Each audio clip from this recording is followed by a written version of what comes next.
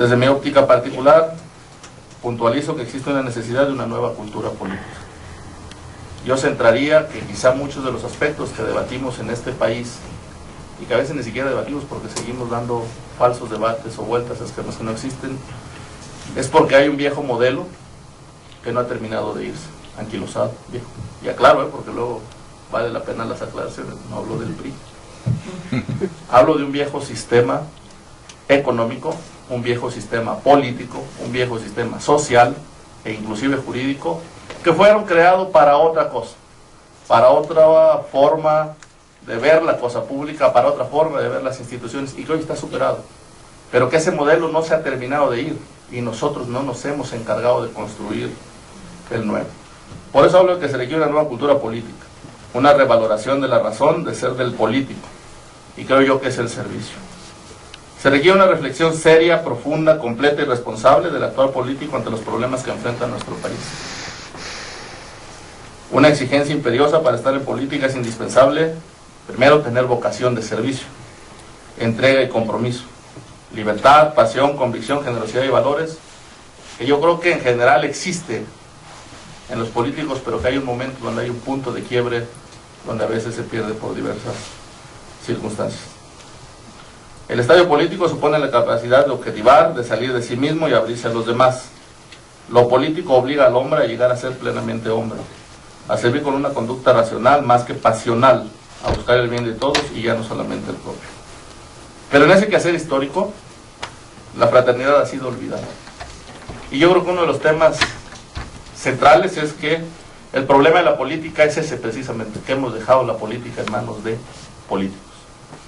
Y que lo hemos hecho en un aspecto de que la política es corruptora, que la política es vicios, que la política son problemas, y en general no lo negamos, es una cuestión que está muy práctica ahí, pero que ha sido porque la hemos dejado en manos de unos cuantos.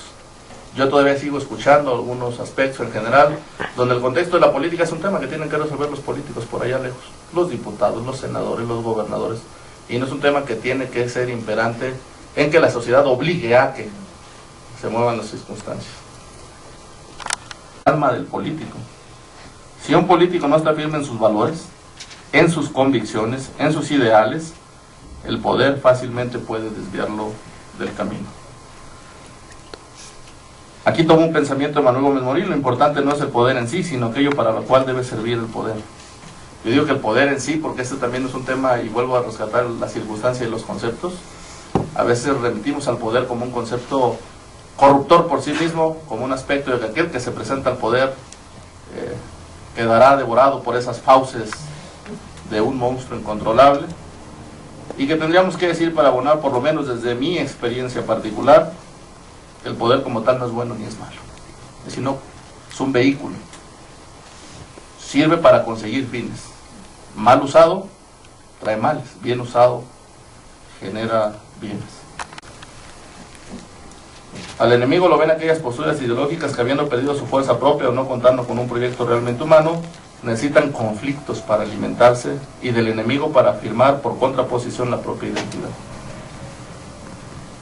Si aquí hubiera un enemigo, en el caso de México, yo diría que se llama iniquidad, inseguridad, violencia, falta de oportunidades, crimen organizado, pobreza, demagogia. Ese es el verdadero enemigo a vencer.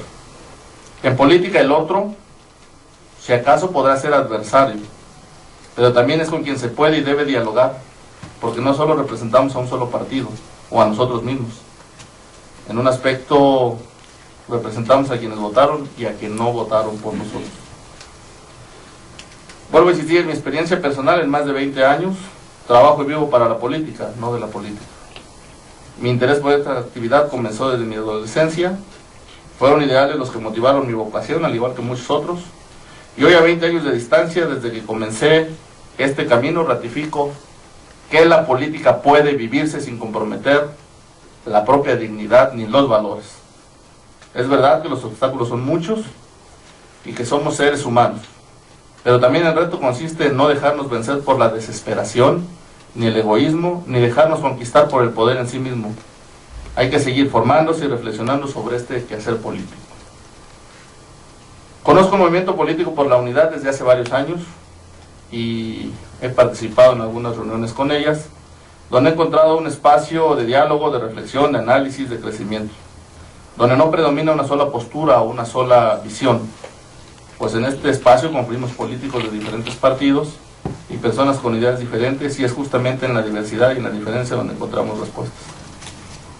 El testimonio que puedo dar como legislador local, en su momento como regidor de uno de los municipios más poblados del país, Nezahualcóyotl, y ahora federal, diputado federal, es que sí es posible construir con base en el diálogo, en el debate, en el interés por servir, acuerdos que realmente beneficien a la sociedad. Que es posible, pero además necesario el diálogo con todos los partidos. Y yo, más que diálogo, y en mi experiencia práctica he visto que mucho tiene que ver con dejar de hacerlo correctamente político, con atreverse a reconocer al otro, no importa si es amarillo, si es tricolor, si es verde, cuando las ideas, cuando los argumentos, cuando las propuestas realmente son en un beneficio.